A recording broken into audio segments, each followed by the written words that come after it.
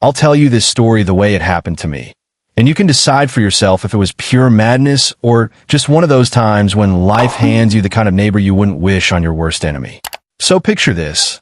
I walk out into my own backyard one afternoon, coffee still in hand, and I see this woman in a crisp blazer and sunglasses crouched down with a laser level, measuring the posts of my fence like she was planning to put our house on the market without telling me.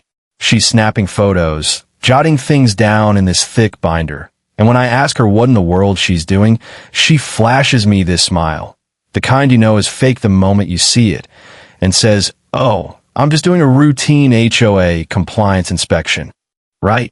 Because normal neighbors walk around with architectural-grade equipment like they're auditioning for HGTV. Her name was Brenda Hale, self-proclaimed president of the Homeowners Association, and she had this polished way of making everything sound like she was just doing me a favor. She even showed up the week after my wife Julia deployed overseas with a basket of cookies, telling me how she thought military families deserved special care from the neighborhood. At first, I bought into it. I mean, who wouldn't appreciate a smiling neighbor when you're juggling bills, the lawn, the kids, and a house by yourself? She told me she'd help with paperwork, contractors, you name it. And she didn't come alone. There was always this guy with her, Mark Daniels, another so-called neighbor who claimed he'd gone through the same compliance headaches and knew just how helpful Brenda could be. Looking back, the way they tag-teamed me was like watching a bad play. But at the time, I was just grateful someone seemed to understand the chaos. But here's where it started getting strange. Brenda drops by with this official-looking notice. Big red stamps, legal jargon, compliance deadlines, say my house was in violation of historic district rules. She talked about heritage paint colors, old-style windows, foundation adjustments, stuff that would cost tens of thousands. And she made it sound so urgent, like if I didn't start tomorrow, the city would be all over me. I had no idea if it was real, but the paperwork looked legit. Then, like clockwork, Mark shows up the next morning, pats me on the back, and says, "I went through the same nightmare, buddy, but Brenda saved me. You should listen to her." He even pulled out pictures of his renovations, permit documents, receipts, the whole show. And I'll admit it, I almost fell for it. Especially when Brenda came back with this neat folder of contractors, estimates, and even loan options.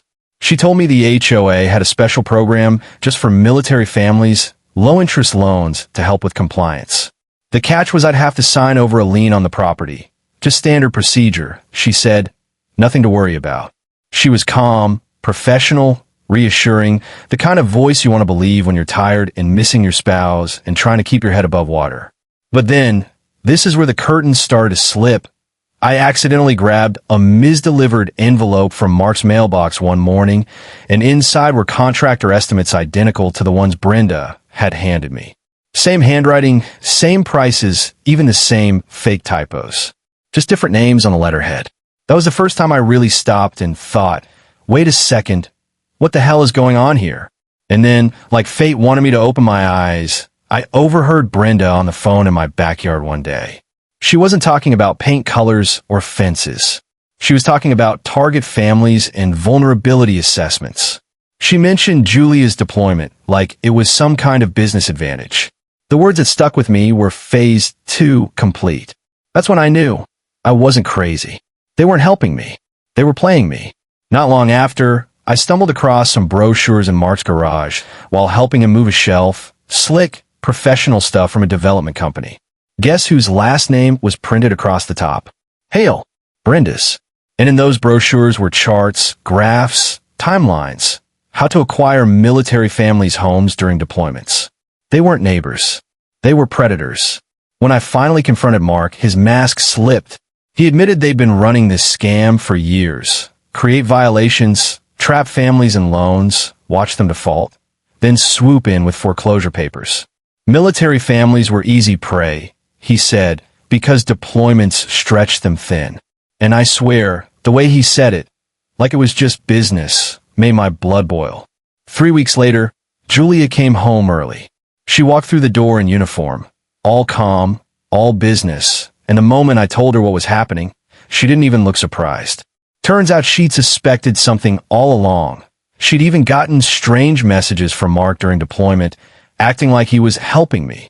Her military training had taught her to spot manipulation tactics, and she'd been quietly waiting for her chance to flip the script.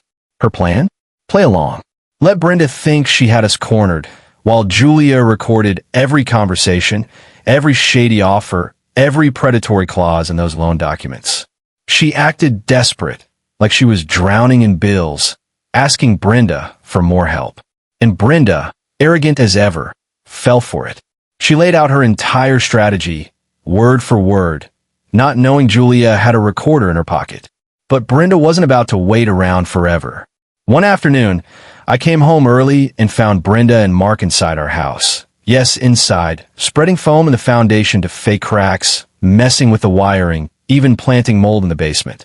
They were staging our house for condemnation, trying to get the city to declare it unlivable so they could snatch it up at auction. I walked in on the mid-act, tools in hand, and Brenda just stared at me, bold as anything, and said, "This is bigger than you. You can't stop it." She called the cops herself, claiming I had attacked them while they were doing a safety inspection. She even threw in a line about me being a dangerous veteran with anger issues. And when the police car pulled up, I thought for sure I was going to end up in cuffs while they got away with everything. But then Julia stepped out of the house in full dress uniform, regional commander insignia gleaming in the sunlight, and everything changed. The young officer's face when he recognized her. I'll never forget it. He snapped to attention right there in the yard. And Brenda? She went pale, like the blood had drained out of her body. Julia laid it out with the calm authority only she could have. Breaking and entering, property damage, false police report, predatory targeting of military families, all federal crimes.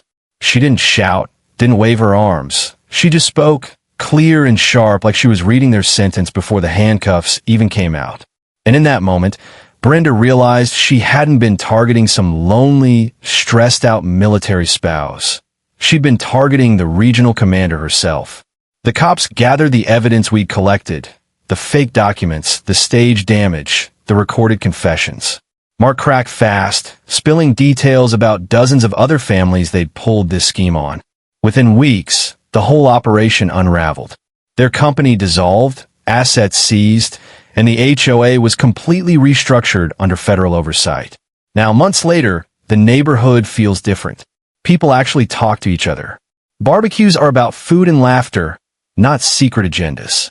And when I walk past that old fence, I still remember Brenda with her laser level, thinking she had everything under control. But here's what I keep wondering. How many other neighborhoods still have a Brenda and a Mark running their little schemes behind the mask of community improvement? How many families never catch on until it's too late? So I'll ask you, what do you think? Were they just greedy criminals, or was there something darker about how they targeted military families in particular? Drop your thoughts in the comments. I want to hear if you think justice was really served, or if the system makes it too easy for people like Brenda to hide in plain sight. And if this story hit you like it hit me, share it, because sometimes the only way to fight predators is to shine a light right on them.